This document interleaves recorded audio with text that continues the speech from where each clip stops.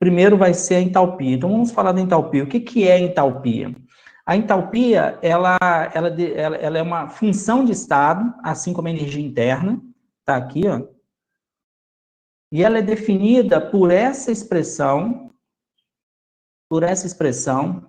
por quê? A gente costuma achar que toda energia que tem em um sistema é só devido à sua energia interna. Lembra-se, energia interna é aquilo que nós definimos como todas as energias que compõem um sistema. Energia cinética de rotação, de translação, energia de vibração e até mesmo a energia potencial, isso tudo é o que nós chamamos de energia interna. Só que, se eu quiser criar um sistema, vamos supor que eu queira criar um sistema, eu já havia comentado isso com vocês, vamos supor que eu queira criar um sistema do nada. Primeiro, eu vou ter que dispor para esse sistema todas as energias possíveis para ele fazer todas as suas ligações, né, seja ligações atômicas ou ligações moleculares. Além disso, eu vou ter que dispor para esse sistema também as energias dos possíveis movimentos que esse sistema vai ter. Só que isso não é o suficiente. Eu também preciso dispor, eu preciso dar a esse sistema uma quantidade de energia também para ele criar espaço para ele existir. Porque não basta só o sistema existir, tem que ter um lugar para esse sistema ser criado. Então, essa energia a mais que eu preciso dispor para esse sistema é a energia que ele precisa ter disponível para ele poder empurrar a atmosfera, por exemplo, para ele poder se colocar no espaço. A energia que ele vai usar para empurrar a atmosfera, por exemplo, seria PV, onde P é a pressão que ele tem que fazer para empurrar e V é o volume que ele vai ocupar. Então, na prática, a energia total de um sistema, ela não é somente U, ela é U mais PV, porque uma parte, a energia interna é a energia que o sistema precisa ter para ele existir, e o PV é a energia que ele precisa para empurrar a atmosfera para poder criar espaço para ele poder existir. Então, essa é a energia total de um sistema, U mais PV. E a gente poderia se perguntar, o seguinte, mas do que se trata essa energia, afinal de contas? Nós chamamos aí de H. H seria U mais PV.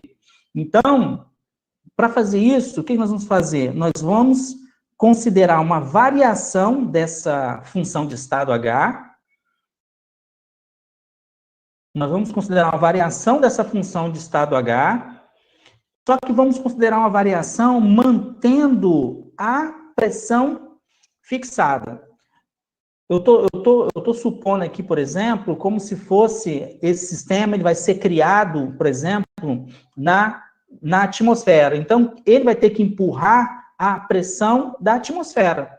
Então, é uma pressão constante. É como se a atmosfera funcionasse como um reservatório de pressão.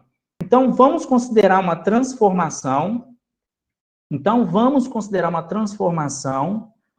Em que vai ocorrer uma variação da função de estado H, e essa variação é acompanhada de pressão constante. É como se esse sistema quisesse existir ou ser criado na atmosfera. Então, ele vai ter que empurrar a atmosfera, que é a pressão da atmosfera.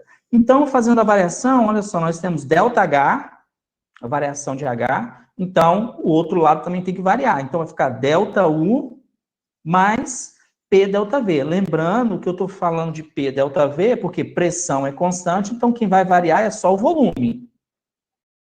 Tudo bem? E aí, eu posso usar aqui no ΔU, vamos lembrar, né? ΔU, da primeira lei da termodinâmica, ΔU é calor mais trabalho. A primeira lei da termodinâmica diz que a variação da energia interna é igual a calor mais trabalho. Lembre que são dois processos. Calor é um processo que ocorre espontaneamente, trabalho é um processo que ocorre de maneira não espontânea. E aí nós temos que lembrar que o trabalho aqui é todo tipo de trabalho que pode existir. Então, eu substituí aqui, tá vendo? Calor mais trabalho, E esse aqui é o trabalho de compressão, que nós já definimos, é o trabalho realizado, é o trabalho externo realizado pela vizinhança sobre o sistema, mais trabalho outro. Então, o que eu chamei de trabalho aqui na primeira lei da termodinâmica se divide em trabalho de compressão mais trabalho outro. Sendo que esse trabalho outro é trabalho de outra natureza. Pode ser um trabalho elétrico, um trabalho magnético e por aí vai. O último termo a gente só repete, mais P delta V. E nós vemos claramente que esse termo menos P delta V, que vem da primeira lei da termodinâmica, simplifica com esse aqui. Com isso, o nosso ΔH, que é a variação dessa função de estado, chamada entalpia, a variação da entalpia, vai ser calor trocado pelo sistema, mais trabalho de outra natureza. Ou seja, fica assim, ó, variação da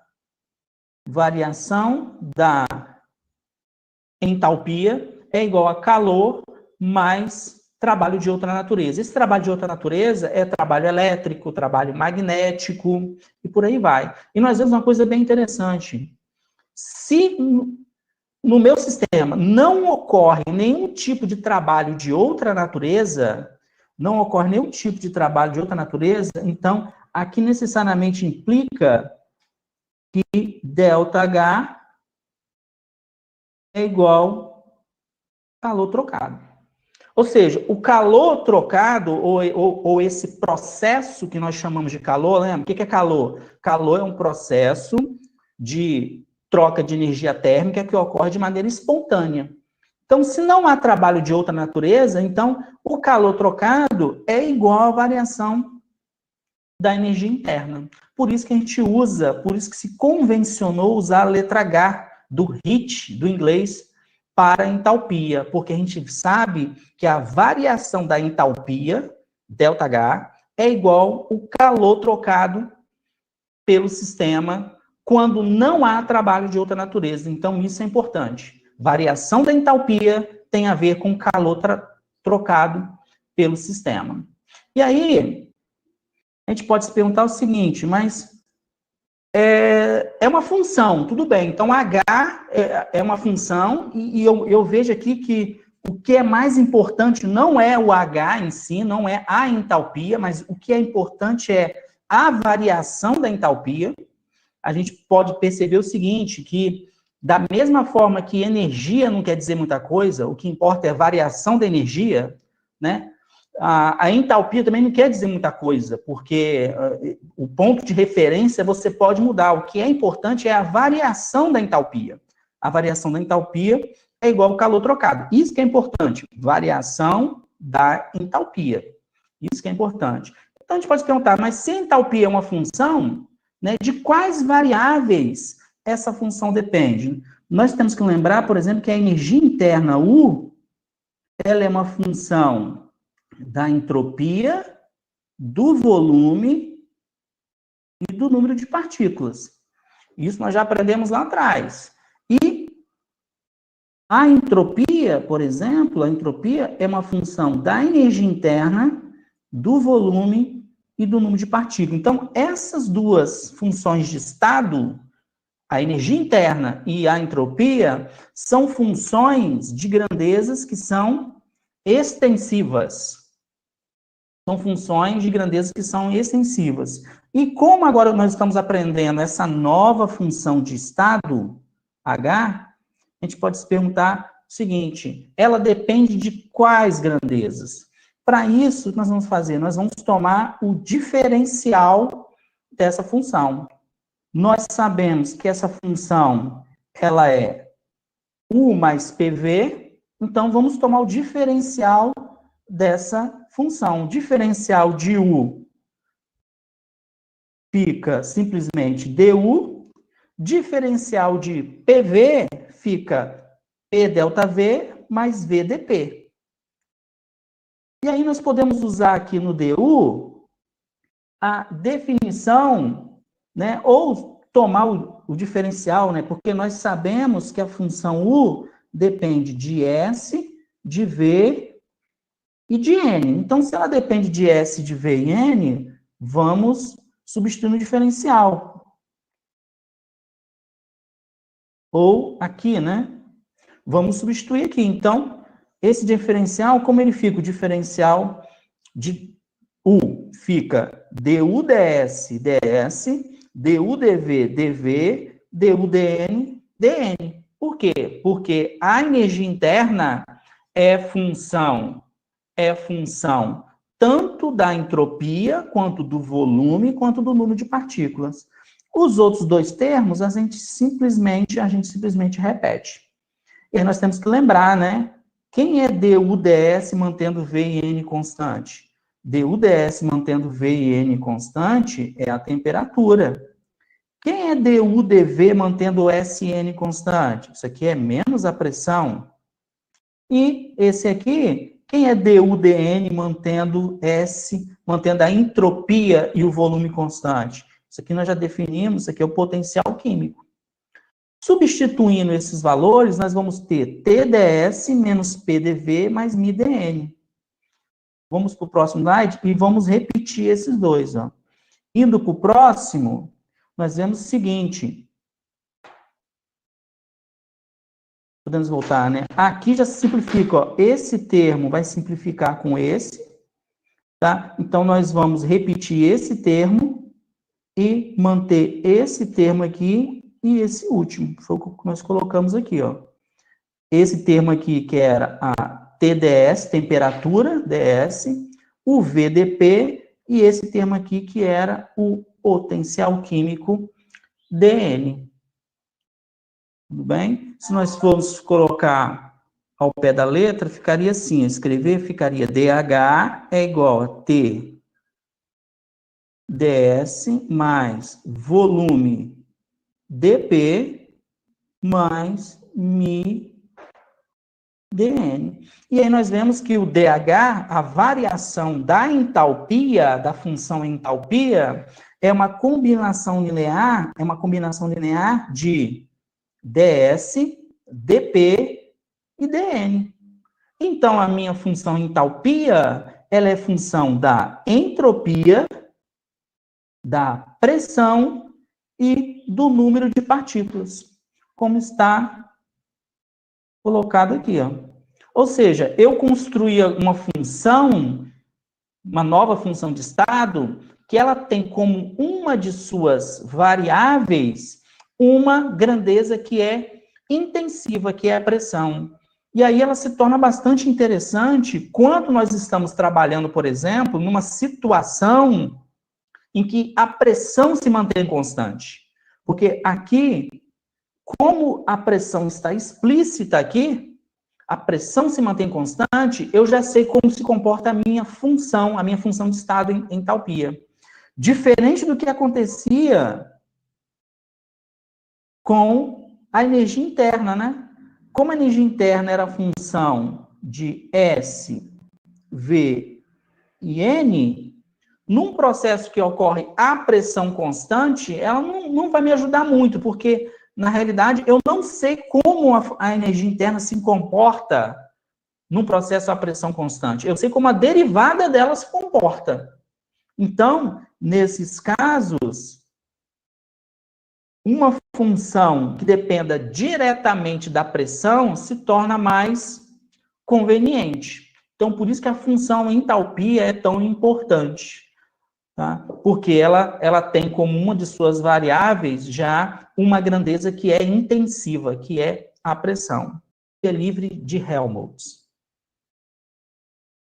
Vamos pensar agora numa situação em que, por exemplo, eu tenho um sistema pequeno e esse sistema está em contato com um reservatório térmico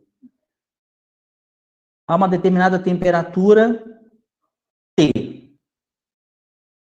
Tá? E eu quero criar esse sistema. Eu quero criar ele. Esse sistema não existe, eu quero criar ele. A pergunta é, quanto de energia eu tenho que dar para esse sistema para poder criar ele? Esse sistema é muito pequenininho, então eu posso praticamente desconsiderar o volume dele, porque ele, quando comparado com o reservatório, ele é muito pequenininho. Então, eu não preciso, por exemplo, ceder energia para esse sistema para ele empurrar a atmosfera, como eu fiz no primeiro caso, lá na entalpia, porque o volume dele é muito pequeno, é desprezível. E a pergunta é, para criar esse sistema, criar todas as ligações atômicas, ligações moleculares, né, as energias de translação, rotação, vibração, que nós vamos chamar de energia interna, né, eu não vou precisar dar ela toda para criar esse sistema. Por quê? Como ele está em contato com esse reservatório, uma parte da energia para ele existir, ele pode o quê? Receber do próprio reservatório. Ele vai receber essa energia como? Ele não está em contato com o reservatório? Então, vai fluir espontaneamente uma quantidade de energia, de maneira espontânea, que nós vamos chamar de quê? De calor. Então, uma determinada quantidade de calor vai ser cedida do reservatório para o sistema, para que ele possa existir. E esse calor vai fluir espontaneamente. Então, para criar esse sistema que tem uma energia interna U, eu não preciso ceder só a energia interna U, porque uma parte dessa energia já vai gratuitamente do próprio reservatório. Por isso, eu não preciso aqui ceder para ele U. Basta que eu dê a ele U menos TS, porque o TS já vai vir do reservatório, onde TS é a quantidade de calor. Vamos nos lembrar da definição macroscópica de entropia. Qual é a definição macroscópica de entropia? Calor dividido pela temperatura. Considerando, né, que esse processo ocorra de maneira reversível, tá? Então, estou escrevendo desse jeito, considerando que ele ocorra de maneira reversível. Então, quem é calor? Calor vai ser temperatura multiplicado por ΔS. Mas vamos lembrar, ΔS é ΔS de quê? ΔS é a variação de entropia do sistema que eu quero criar, que é esse aqui, ó. Tudo bem? Só que vamos pensar o seguinte, na situação inicial, o sistema ele não existia. Na situação final, ele vai passar a ter uma entropia S. Então, quanto vai valer o ΔS? Quando ele não existia, não havia entropia. Entropia é zero. Quando ele passou a existir, a entropia passou a ser S. Então, o calor que vai fluir do reservatório para o sistema espontaneamente vai ser simplesmente temperatura vezes a entropia do sistema. Então, essa quantidade de calor aqui, ó, ela vai fluir espontaneamente para dentro do sistema.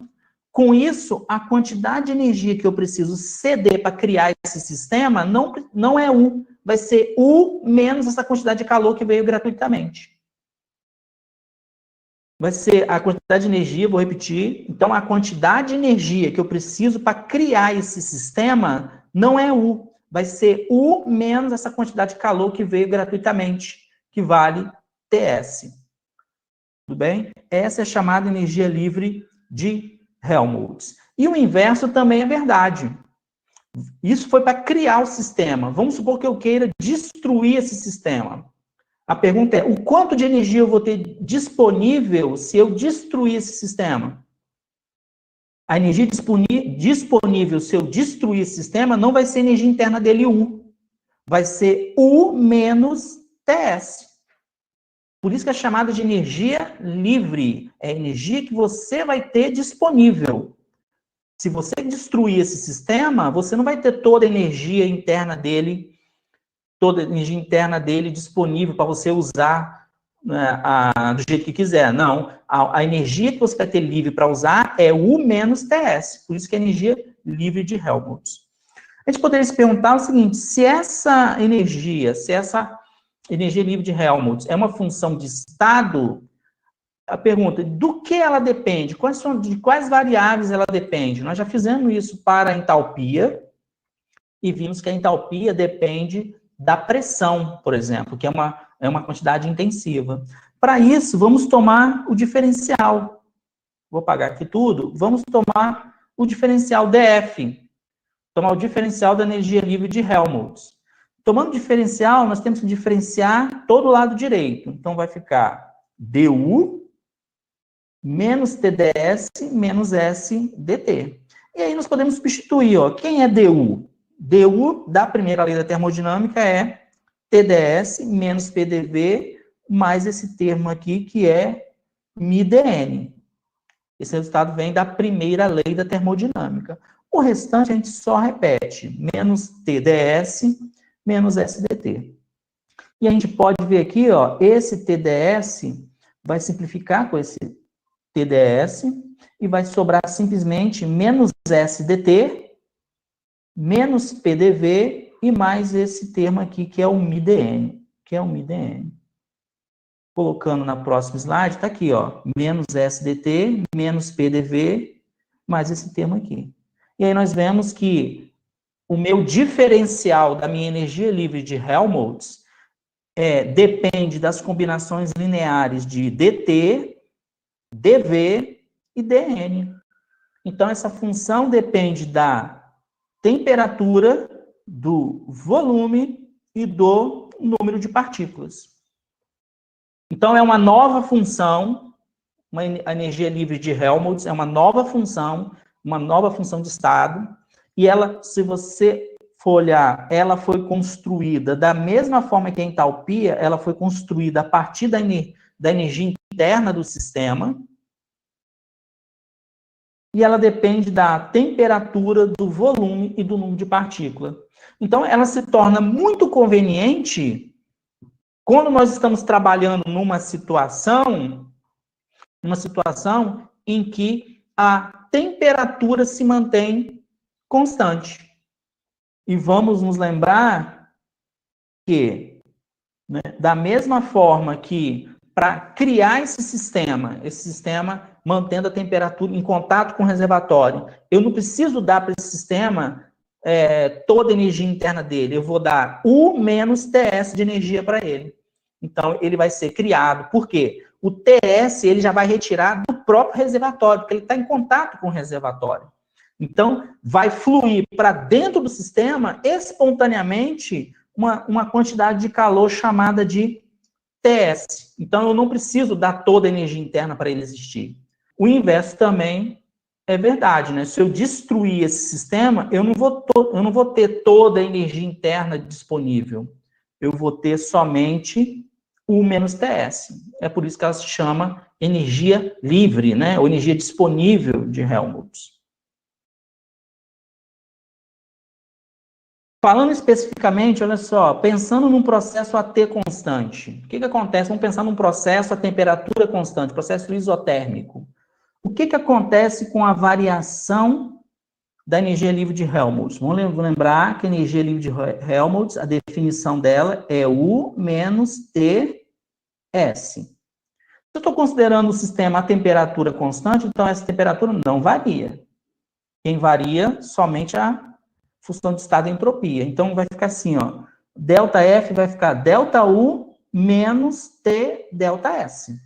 E aí nós podemos usar aqui no DU a definição da energia interna que advém da primeira lei da termodinâmica, lembra? A primeira lei da termodinâmica, ela define essa função U de energia interna.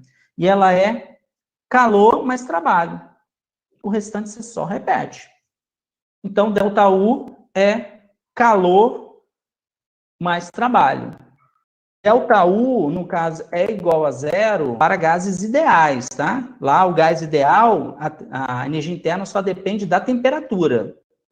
O gás ideal é bem simplesinho, né? Então, a energia interna dele só depende da temperatura. Aqui não é o caso, nós estamos considerando sistemas bem gerais.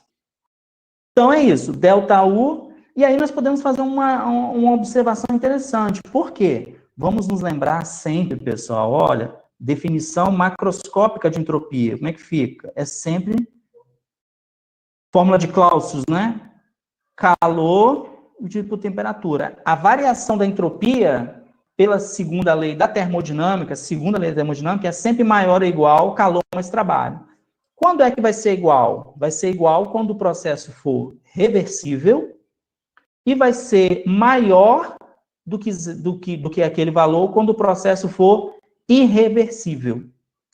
Ok? Então, daqui nós podemos, ó, você passa o T multiplicando e com isso você vai obter essa expressão aqui, ó. TDS, ó, TDS, T delta S é maior ou igual a calor, né? No caso mais geral possível, quando o ar, né, sendo gerado mais entropia no sistema por algum processo que é irreversível, né? Quando o processo é irreversível, é maior ou igual. E dessa expressão, você obtém essa aqui, ó, passando o T delta S para o outro lado. Passando o T delta S para o outro lado, você sobe lá de lá só zero. Então, essa grandeza aqui, ó, calor menos temperatura, variação da entropia, é sempre menor ou igual a zero. Tudo bem? Sempre menor ou igual a zero. Então, olha só que interessante. Se isso com isso, calor menos T delta S, é sempre menor ou igual a zero, ou seja, o valor máximo que ela pode ter é zero. Nos outros casos, é negativo. Então, eu tenho trabalho somado com um número que é negativo. Trabalho somado com um número que é negativo vai ficar menor que o trabalho. Então, na prática, o ΔF nesses casos, quando um processo é irreversível, o ΔF vai ser menor ou igual ao que está do lado direito. ΔF vai ser menor ou igual ao que está do lado direito, que é o quê? Que é o trabalho. Então, vou apagar aqui tudo. Se isso com isso é menor ou igual a zero, então esse termo e esse aqui, ó, vai ser sempre menor ou igual a zero. Então, faz eles igual a zero. Então, sobra só ΔF e trabalho. Só que ΔF vai ser menor que o trabalho, menor ou igual a esse trabalho. Quando o processo for reversível, pessoal, quando o processo for reversível, quando o processo é reversível é o caso em que isso aqui é zero. Então, ΔF vai ser igual ao trabalho. Quando o processo for irreversível, isso aqui vai ser menor do que zero. Então, ΔF vai ser menor que o trabalho. Então, lembrando que esse trabalho é o trabalho que está na primeira lei da termodinâmica. Ele engloba tanto trabalho de compressão como trabalhos de outra natureza. Trabalho de compressão é aquele em que o pistão é empurrado e o gás ou o fluido, ele é comprimido, tá? Esse é o trabalho de compressão. Então, para produzir uma variação da energia livre de Helmholtz, eu tenho que realizar sobre o sistema um trabalho que é, no mínimo, igual ao valor da variação que eu quero produzir. Tudo bem? E o inverso também é verdade, né? Se eu produzir no sistema uma variação de energia livre de Helmholtz, eu posso realizar trabalho que é, no máximo, igual a isso, né? Por isso que a energia livre de Helmholtz, ela tem a ver com o trabalho que pode ser realizado pelo sistema. Então, aquela lá era a energia livre de Helmholtz. Vamos só recapitular, né? A energia livre de Helmholtz é U menos TS, por quê? Eu estou preocupado em criar um sistema que está em contato com um reservatório térmico. Então, pelo fato do sistema estar em contato com um reservatório térmico, eu não preciso fornecer para esse sistema toda a sua energia interna para ele existir. Eu vou fornecer U menos TS, porque esse termo aqui, TS, já vai fluir espontaneamente para dentro do sistema, pelo fato de ele estar em contato com o reservatório térmico. E ela é função da temperatura, do volume e do número de partículas. Vamos falar agora um pouquinho da energia livre de Gibbs. O que nós queremos na energia livre de Gibbs? Na energia livre de Gibbs, nós queremos o seguinte: criar um sistema que ele está em contato térmico com um reservatório térmico e também está em contato com um reservatório de pressão. Então, esse sistema, o que vai acontecer? Para eu criar esse sistema, eu vou fornecer para ele a sua energia interna, U, que é para ele criar as ligações atômicas, ligações moleculares, os movimentos que ele pode ter. Só que eu não preciso fornecer para ele toda a energia interna U. uma parte já vem do reservatório. Por exemplo, se eu quero criar um sistema que está em contato com a atmosfera, vai fluir uma determinada quantidade de energia na forma de calor da atmosfera para o sistema. Então, essa energia vem de graça. Eu não preciso fornecer para o sistema. Só que eu vou precisar dar uma quantidade de energia PV para ele empurrar essa atmosfera. Então, ele vai receber uma determinada quantidade de calor da atmosfera, mas eu preciso dar uma quantidade de energia PV para esse sistema empurrar a atmosfera. Então, a energia total que eu preciso fornecer para esse sistema é U, mais a energia que eu tenho que dar para ele empurrar a atmosfera, menos, aí eu tenho que retirar a energia que ele ganha de graça pelo fato de estar em contato com a atmosfera, ou estar em contato com o reservatório térmico. Essa energia flui de graça para dentro do sistema por meio do processo chamado calor. E nós podemos perguntar o seguinte, isso aqui é uma nova função de estado, e de novo, construída a partir da energia interna U. Nós podemos perguntar o seguinte, mas de quais variáveis ela vai depender, né? A entalpia dependia da grandeza extensiva pressão, a energia livre de Helmholtz dependia da temperatura, e a energia livre de Gibbs, o que vai acontecer? Ela vai depender de quais variáveis? Para isso, nós temos que tomar o diferencial dessa função. Tá? Para fazer isso, nós temos que tomar o diferencial da U, da energia interna. Tomando o diferencial da energia interna, fica TdS menos PDV mais μdN, né? E tomando o diferencial de PV, quanto fica o diferencial de PV? Mais P delta V mais V dP. Tomando também o diferencial de menos TS, fica como? Menos TdS menos SdT. Com isso, nós temos diferencial total. E dando uma examinada, olha só, TdS simplifica com esse TdS, e esse menos PDV simplifica com esse menos PDV. Então, a minha energia livre de Gibbs, o diferencial dela fica assim, ó, menos S dt mais V dP mais mi dN. Então, nós vemos, vamos ver no próximo slide como é que ficou, que o diferencial da energia livre de Gibbs depende da combinação linear de dt, de dp e dn. Então, ela é uma função da temperatura, da pressão e do número de partículas. Repetindo, ela é uma função da temperatura, da pressão e do número de partículas.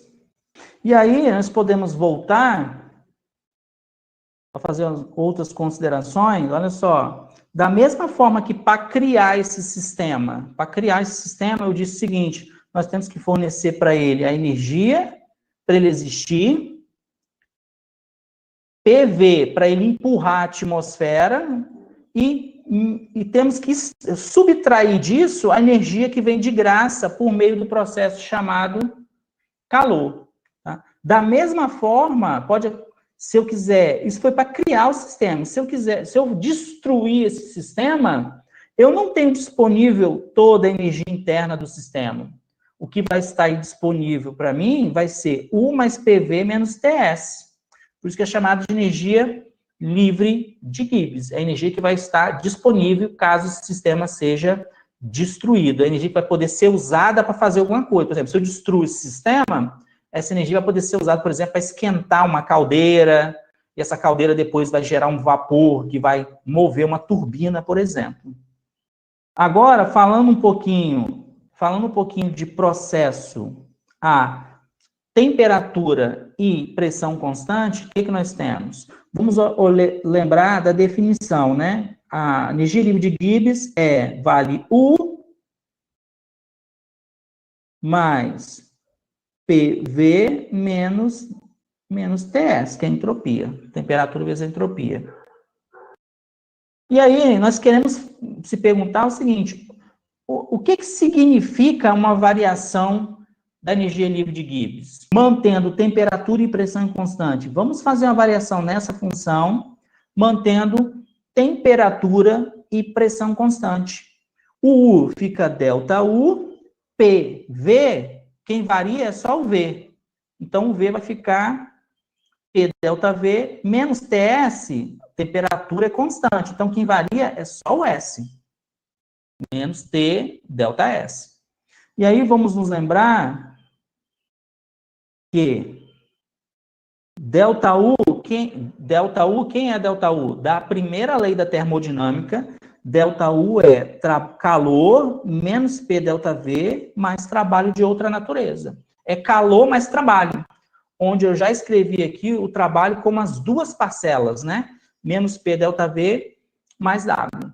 E aí eu só repeti aqui o restante dos termos. Tudo bem? Então, nós vemos aqui, ó, que o menos P ΔV já simplifica com esse. E eu posso juntar o calor com menos T ΔS aqui, restando somente trabalho de outra natureza. O trabalho que vem, a parcela do trabalho que vem do trabalho de compressão, se cancela com o termo P ΔV da própria definição da energia livre de Gibbs. E aí nós temos que lembrar de novo, né? Lembrando da nossa expressão macroscópica para entropia, variação da entropia é maior ou igual calor por temperatura. Então, dessa definição macroscópica que vem lá do Clausius, eu tiro essa expressão, né? Passando T ΔS aqui, multiplicando. T ΔS é maior ou igual a calor. Então, você passa o T ΔS para o outro lado, vai ter que calor menos T ΔS é menor ou igual a zero.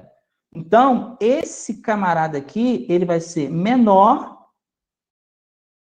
esse calor menos T ΔS vai ser menor ou igual a zero. Então, eu tenho o trabalho outro, vai ser somado a um número que ou ele é menor que zero, ou ele é igual a zero.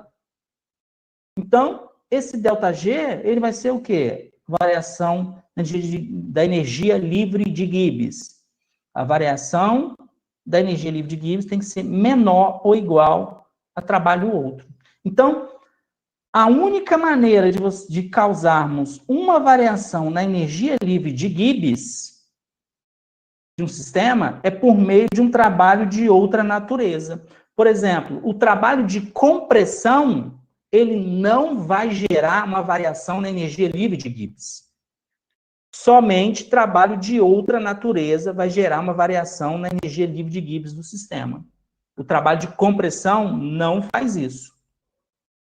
Isso vai ser sempre menor ou igual, né? Ou seja, o trabalho de outra natureza, ele vai ser sempre menor ou igual à energia livre de Gibbs. E o caminho inverso vai ser verdade também, né?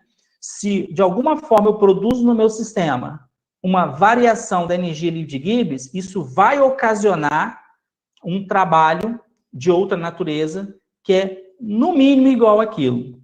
Igual ao valor da variação da energia livre de Gibbs. Por isso que é energia livre de Gibbs. É energia disponível para realizar aquele trabalho de outra natureza.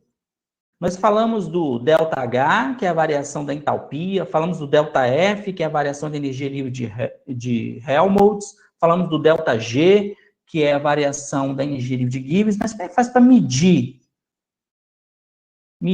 a variação da energia livre de Gibbs?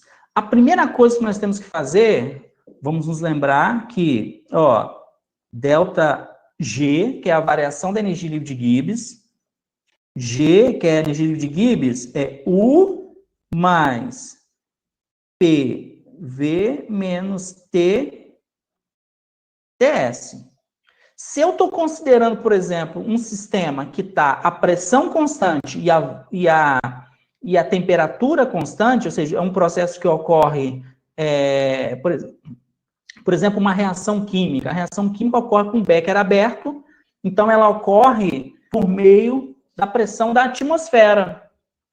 Além disso, essa reação está em contato também com a atmosfera, que pode estar a 25 graus Celsius. Então, a temperatura é constante. Então, esse termo aqui, o primeiro termo, que é U mais PV, vamos nos lembrar que é o H, né? Então, o G, que é a energia livre de Gibbs, é H menos TS. Então, G é igual a H menos TS. Então, se eu quero um DH, variação da energia livre de Gibbs, vai ficar o quê? Delta H menos T delta S, que eu estou considerando temperatura constante. Então, o primeiro termo que eu tenho que chegar é a variação da energia, a variação da entalpia. Mas vamos lembrar, a variação da entalpia, eu disse que tinha alguma coisa a ver com calor, desde que não houvesse trabalhos de outra natureza. Então, o que eu posso fazer? Eu sei como medir a quantidade de calor por meio da calorimetria. Então, por meio das quantidades de calor, eu consigo saber qual é a variação da entalpia. Então, com isso, já completei uma etapa. E nós temos que determinar a variação da entropia. E aí nós temos que lembrar, né? Variação da entropia é igual integral de calor por temperatura. O calor, como é que a gente faz? Nós sabemos que calor é CDT, C delta T. E capacidade térmica, eu posso medir ela em função da temperatura. Com isso, eu posso determinar, por meio desse cálculo, a variação da entropia do sistema. Com a variação da entropia do sistema em mãos, eu substituo aqui nessa expressão, e com isso eu vou ter o ΔG. E com isso nós podemos montar uma tabela de variações da energia livre de Gibbs, tanto variações para diversas substâncias.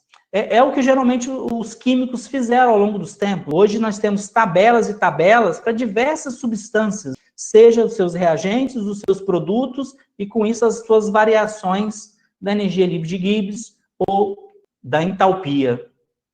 É muito comum nós acharmos livros que lá no final, nos apêndices, tem tabelas e tabelas de variação de entalpia e de energia livre de Gibbs.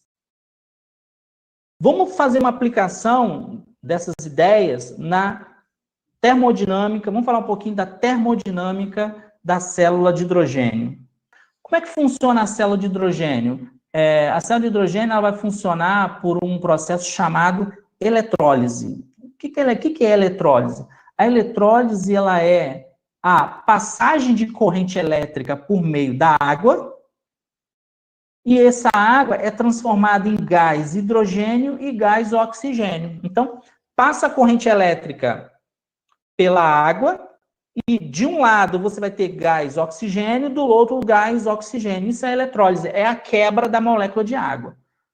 Lembrando que aqui é água na forma líquida, e nós temos aqui gás hidrogênio e gás oxigênio. Então, o objetivo qual é? Nós queremos determinar o trabalho necessário para realizar a eletrólise. Lembre-se que eu tenho que quebrar molécula por molécula, né, para gerar isso aqui. Então, é o trabalho por molécula, o trabalho para gerar a eletrólise. Por quê? Eu tenho que pegar esse eletrodo, né, que vai passar a corrente, e ligar ele numa fonte. Então, está perguntando quanto de energia você tem que dar para o sistema para você realizar isso. Tá? Então, vamos fazer essa conta. Vamos nos lembrar que muitas das grandezas dos nossos potenciais termodinâmicos está tabelado, está em tabelas. Então, vamos começar a ver isso. Olha só. Primeiro, entropia da água, do H2O. Aqui é água na sua forma líquida. Se você for lá na tabela, o que você vai ver é o seguinte, da água vai ser 70 Joule por Kelvin. E aqui é por mol, tá? Então, o que seria um mol? 18 gramas de água. 18 gramas de água, esse é o valor da entropia de 18 gramas de água, ou 18 ml de água. Tudo bem?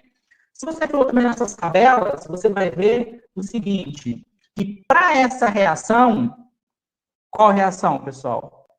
1 mol de água se transformar nisso aqui, em gás hidrogênio e gás oxigênio, a variação da entalpia, como eu disse, isso já nós temos tabelado nas tabelas dos químicos, tá? Vai ser mais 286 kJ por mol. Então, se você quer pegar 18 gramas de água e transformar isso em gás, hidrogênio e oxigênio, você vai gastar, você vai ter que, você vai sofrer, esse sistema vai sofrer uma variação de entalpia de 286 kJ por mol. Nas tabelas também você vai tirar a variação da entropia do gás hidrogênio e também a variação de entropia do gás oxigênio, 131 joule por mol e 205 joule por mol. E aí, vamos ter em mente, né? De um lado, o produto, os reagentes é o quê? De um lado tem água, do outro tem o gás oxigênio e gás hidrogênio. Então, qual é a variação da entropia total? Aqui em cima eu tenho as entropias. Qual é a variação da entropia total? Eu tenho a entropia dos produtos. Lembrando, eu tenho, olha aqui, ó, 1 mol de H2, tá? E meio mol de oxigênio. Então, você tem que colocar entropia dos produtos. Então, ó, 131 joule por Kelvin, que vem do H2, e metade do 205 que vem do O2. Essa é a entropia dos produtos. E a entropia, menos a entropia do que estava do outro lado, que é a água líquida, que vale 70. Então, nesse processo de eletrólise, de quanto foi a variação de entropia? A variação de entropia foi de 163 joule por Kelvin. Então, se você pega 18 gramas de água e transforma isso em gás oxigênio e gás hidrogênio, você vai ter uma variação de entropia de 163 joules por Kelvin. O que nós precisamos mais? Lembra-se que nós queremos quem? Nós queremos delta, variação da energia livre de Gibbs. Quanto vale a variação da energia livre de Gibbs? Delta H menos T delta S. Eu tenho aqui o delta S, eu acabei de calcular o delta S. Delta H, eu tenho aqui, ó, delta H. Tudo bem? Então, a temperatura vai ser feita a temperatura ambiente, que é 25 graus Celsius. Então, o que nós temos? Quanto fica T delta S? Delta S eu já tenho, 163. Temperatura qual é? 25 graus Celsius é equivalente a 298 Kelvin.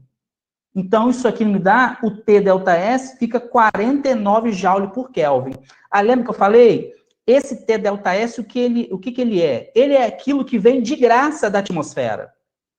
O vidro está aberto, está passando corrente elétrica, está ocorrendo a quebra das moléculas de água, só que, para isso, nem toda a energia que está sendo usada é a que vem do resistor, por exemplo. Uma parte já vem de graça da atmosfera, pelo fato da água estar em contato com a atmosfera. Uma parte já vem de graça. Então, uma parte já vem de graça. E aí nós temos que calcular também o P delta V, porque isso entra na definição, né? Quem é P delta V? Pressão, pessoal, é a pressão da atmosfera, é 101.325 pascal. E aí, quem é o delta V? É o delta V desse processo, da eletrólise. Só vamos lembrar, delta V é o volume do gás, oxigênio e hidrogênio, menos o volume da água líquida. Lembra? A água líquida por mol, 18 gramas. 18 gramas são 18 ml. Qual é o volume ocupado por um gás, pessoal? Lá daquelas condições normais de temperatura e pressão, nós aprendemos que o volume ocupado por um gás por mol é 22,4 algumas coisas litro. Então, compara 22,4 litros com 18 ml.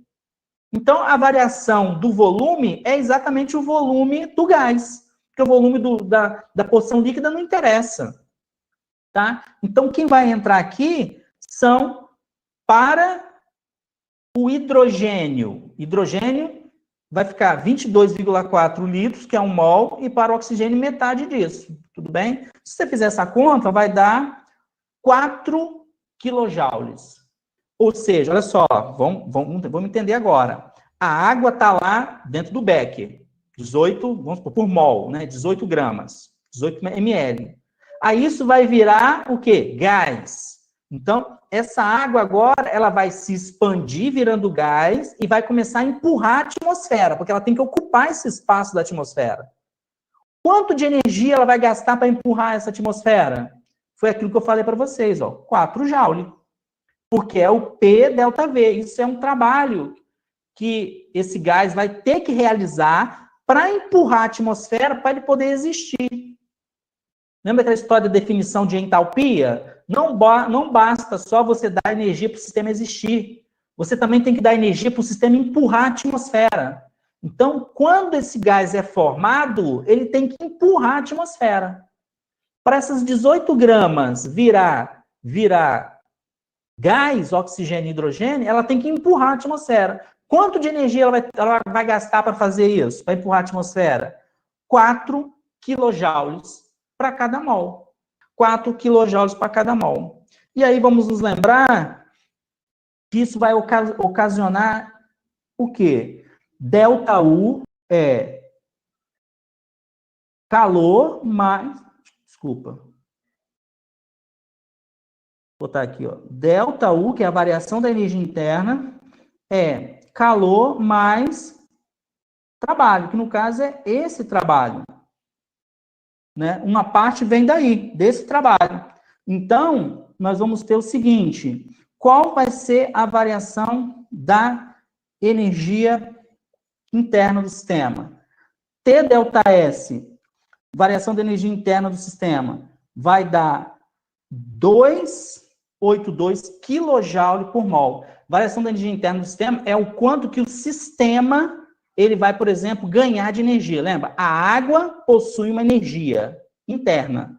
O gás, oxigênio e hidrogênio vai ter uma outra energia interna. Se você for olhar o 282, ele advém da onde? Vamos voltar aqui. Calor, delta U é igual a calor mais trabalho.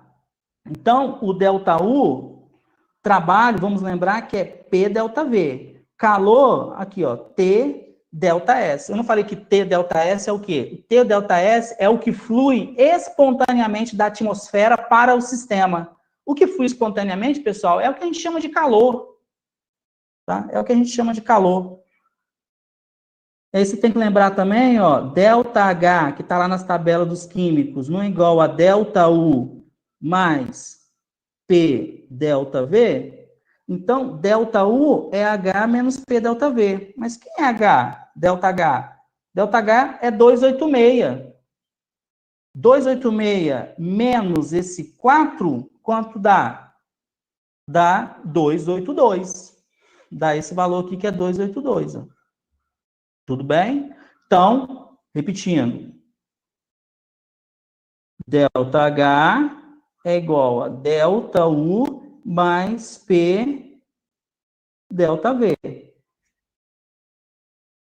P delta V, nós já tiramos que é 4 kJ por mol. O delta H é 286. Então, quem vai ser delta U? 286 menos 4 kJ. Então, isso vai dar 282 kJ por mol. Isso foi a variação da energia interna do gás.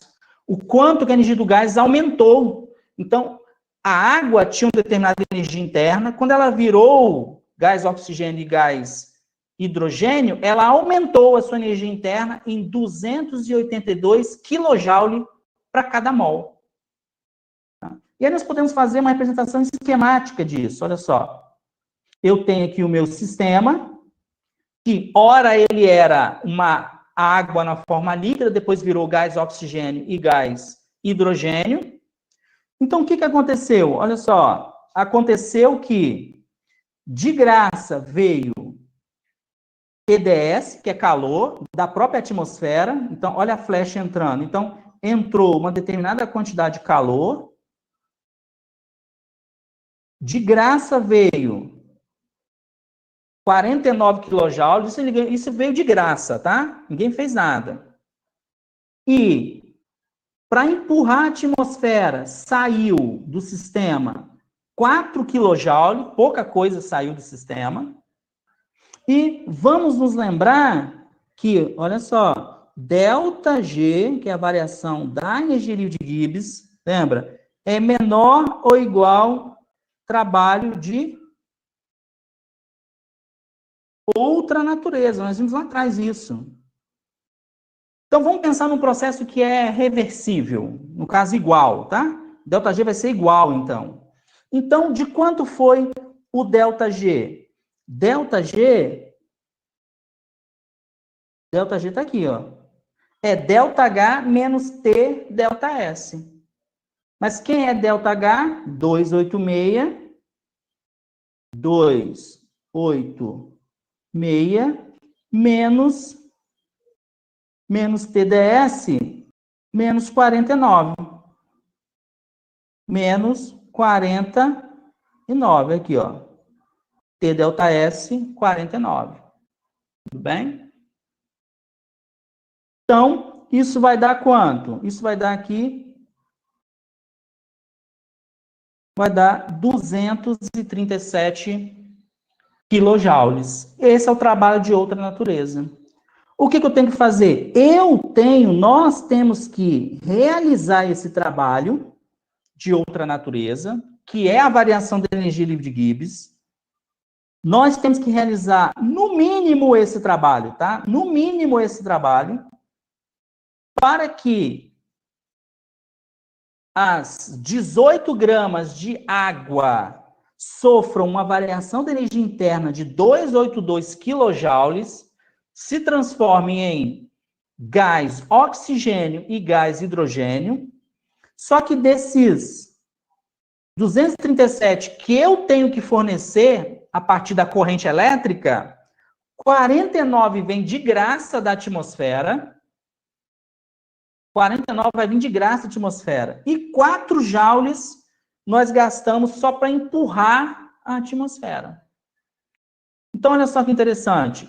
Eu vou fornecer isso aqui de energia. Vou ocasionar isso aqui de variação da energia interna. Quando eu faço isso, isso aqui vem de graça da atmosfera. E isso aqui eu acabo usando para empurrar a atmosfera. Esse é o balanço de energia da eletrólise, da quebra. E aí a gente pode ver o quanto de energia nós vamos gastar, o trabalho necessário para realizar a eletrólise. Se você for olhar aqui, ó, o que eu estou gastando para realizar a eletrólise? Eu estou gastando isso aqui, ó, por mol. Eu estou gastando 237 quilojoules por mol para fazer isso. Por quê? Eu tenho que fornecer, olha a flecha, eu tenho que fornecer isso, mas isso aqui vem de graça, isso aqui eu uso para empurrar a atmosfera. E eu tenho que ocasionar isso de variação da energia interna. Mas, para isso, eu tenho que oferecer isso aqui de energia por meio da corrente elétrica, 237 kJ por mol. Tá? Por mol, então você pode deixar assim mesmo. Por quê? Você poderia também ver por partícula, mas aí já não vem ao propósito aqui, tá? Então, por mol, você tem que oferecer isso aqui para realizar a eletrólise. Só que, olha só que interessante, pensa mais ou menos assim. Eu tenho água, e estão transformando essa água em gás oxigênio e gás hidrogênio. Para isso, eu tenho que realizar isso aqui de trabalho, por meio da corrente elétrica. Aí, a pergunta é, será que não existe a possibilidade de eu inverter essa situação? Fazer isso aqui, ó. Eu ganho trabalho de outra natureza, então, trocando sentidos, né? essa flecha vai para lá, essa flecha vem para cá, e a variação da energia interna, né, vai ser negativa. A gente pode. Esse que é o processo interessante. Olha só. Se eu inverter as flechas, eu gero uma variação da energia interna de menos 282 kJ por mol. Como é que isso acontece, pessoal? Vamos supor que eu tenho gás oxigênio de um lado, gás hidrogênio do outro. Ele tem a energia interna dele lá em cima. Aí eu junto esses dois, eles vão reagir e vão virar água na sua forma líquida. Quando eles fazem isso, a energia interna da água é menor do que a energia interna do gás. Então, a variação da energia interna foi negativa. Mas como eu já calculei do processo anterior, eu sei que vai ser o negativo do processo anterior, menos 282. E olha só que interessante, o gás ocupa um volume grande. Quando ele reage para virar água, ele colapsa. Então, a atmosfera empurra ele. Então, nesse meu processo, eu vou ganhar 4 joules devido a esse trabalho que a atmosfera vai fazer. A atmosfera vai empurrar, vai fazer esse gás colapsar para virar água líquida. Tá? Quando isso acontece, não tem jeito, pessoal. Essa substância, o gás oxigênio e o gás hidrogênio, ele está em contato com a atmosfera. Então, ele vai, quando ele for esfriando, ele vai fazer o quê? Como ele está em contato com a atmosfera, que está a 25 graus Celsius, ele vai ceder uma determinada quantidade de calor para a atmosfera. Aí ele não está ganhando mais energia de graça por meio do reservatório térmico, ele está cedendo. Só que além disso, mesmo assim, o que acontece? Nós ganhamos aqui, olha só, 237 joules de trabalho de outra natureza. Isso aqui, pessoal, é o protótipo de uma célula de hidrogênio. É assim que funciona uma célula de hidrogênio. Então, eu tenho gás oxigênio eu tenho gás hidrogênio em um tambor, em um cilindro, e esse gás hidrogênio, ele reage com o ar, o oxigênio da atmosfera, e aí ele é queimado. Ele é queimado, e qual é o produto final dessa queima? É água. Então, eu tenho gás oxigênio, gás hidrogênio reagindo, virando água e me fornecendo, olha aqui, ó, 237 kJ de energia. 237 kJ de energia. E eu ganho aqui ainda de gruja 4 joules por causa da atmosfera colapsada. Então, isso aqui é o protótipo de uma célula de hidrogênio. Isso aqui que é utilizado nos chamados carros a hidrogênio, né? Quando o pessoal fala, esse carro ele é movido a hidrogênio, quando está sendo queimado o hidrogênio. Então, a queima do hidrogênio utiliza o oxigênio e o produto final é água. Né? Então, essa energia é uma energia limpa. E aí, como ficaria o rendimento desse negócio? Lembra que o rendimento, o que é rendimento? O rendimento é o preço, o que você ganha dividido pelo que você perdeu, né? Se você comparar o que você perde, qual é a perda desse sistema? A perda é isso aqui, o que te perde para a atmosfera. 49 kJ. Se você pegar 49 kJ e dividir pelo nosso ganho, que é 237, isso aí vai dar 17%. Então, o que você perdeu dividido pelo benefício, que é o 237, dá 17%. Não existe nenhum motor a combustão interna que tem rendimento que chegue perto de 17%, pessoal. Não existe nenhuma máquina que opera hoje que tenha rendimento de 17%, ou que chegue perto de um rendimento de 17%. Então, isso aqui gera energia limpa e o rendimento é altíssimo. Vamos falar um pouquinho da termodinâmica da célula de chumbo. O que nós temos numa bateria de chumbo, pessoal? Os reagentes, que são os que estão do lado esquerdo, eu tenho chumbo, eu tenho o óxido de chumbo, eu tenho íons de hidrogênio e tenho o íon sulfato. Os produtos, quais são os produtos? São o sulfato de chumbo e água. Se você for naquelas tabelas lá de energia livre de Gibbs, você vai encontrar que essa reação possui uma energia livre de Gibbs de menos 390 kJ por mol. Note o seguinte, lá na tabela não vai estar escrito essa reação que leva a isso aqui, tá? Lá vão estar informações mais simples, do tipo, isso sendo levado a isso. Então, você vai fazendo uma combinação e, com isso, você chega nesse valor de menos 390 kJ. É assim, nem todas as reações estão lá. O que estão lá são produtos e reagentes. Então, a pessoa vai fazendo as contas e vai chegando. Tá? Aí nós temos que lembrar que nós calculamos lá atrás que ΔG é menor ou igual ao trabalho de outra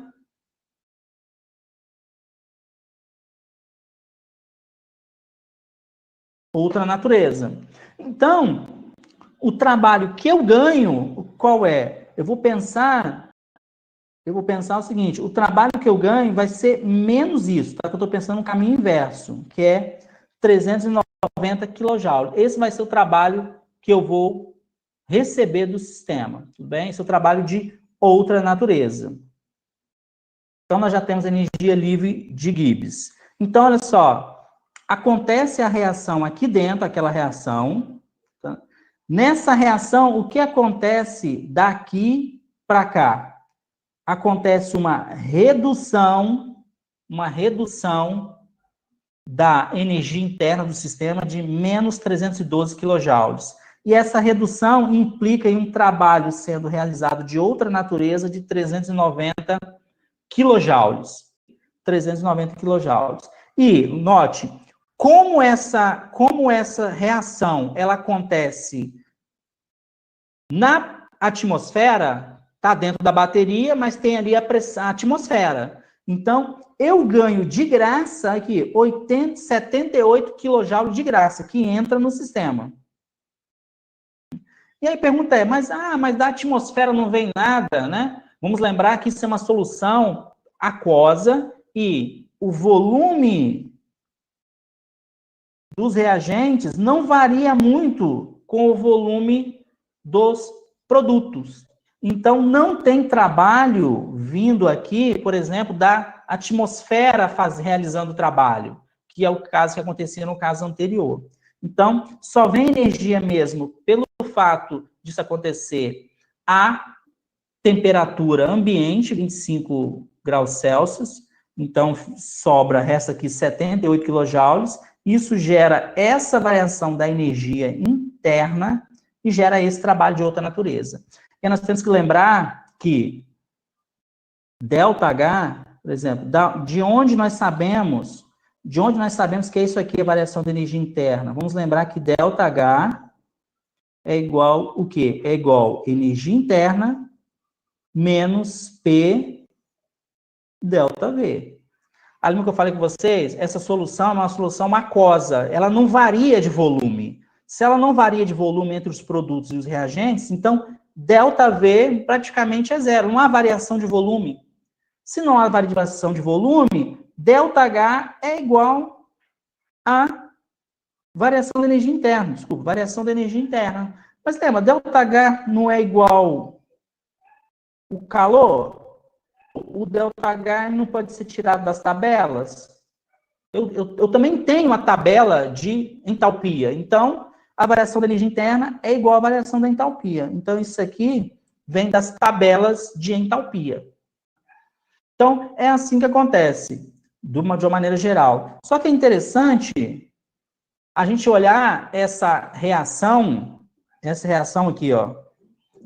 Essa reação global, ela não acontece assim, ela acontece em etapas, tá?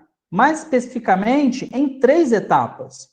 Aqui tem as 2 primeiras. Por exemplo, na primeira etapa, o que eu tenho? Acontece que o íon sulfato, que é esse aqui, interage com o hidrogênio e forma esse ácido.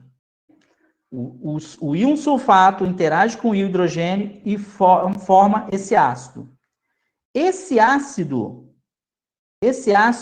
na segunda etapa, lá no eletrodo negativo, o que acontece? No eletrodo negativo, esse ácido que foi formado aqui na solução, esse ácido vai atacar o chumbo.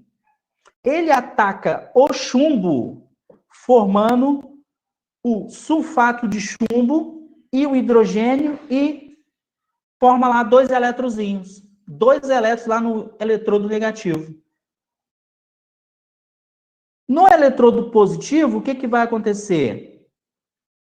Esse óxido de chumbo reage com o ácido, captura esses 2 elétrons e forma o sulfato de chumbo, mais a água.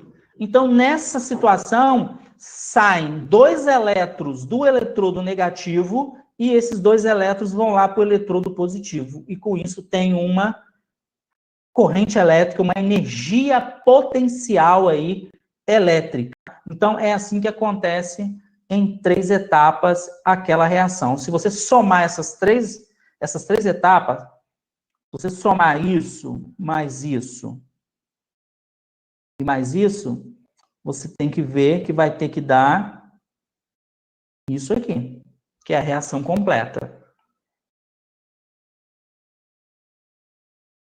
E nisso, né, o trabalho total por mol é 390 kJ. Se vale 390 kJ por mol, então vamos olhar aqui, olha só, quem é cada molécula de chumbo contribui com 2 elétrons.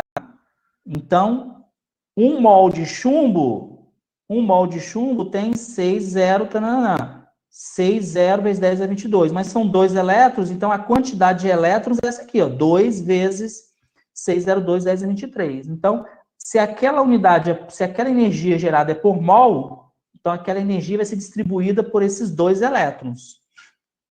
E aí, calculando, nós vamos ter isso de energia para cada elétron, transformando em eletronvolts, nós vamos ter isso aqui, ó. Para cada elétron que vai do eletrodo negativo para o eletrodo positivo, nós vamos ter 2,02 eletronvolts de energia. E nos automóveis, cada bateria dessa de automóvel tem 6 células dessa. Então, são 6 células, cada uma gerando 2 eletronvolts de energia potencial. Então, no final, o que eu tenho? 6 vezes 2, 12 volts de tensão causada aí por esse movimento de elétrons de um eletrodo para o outro.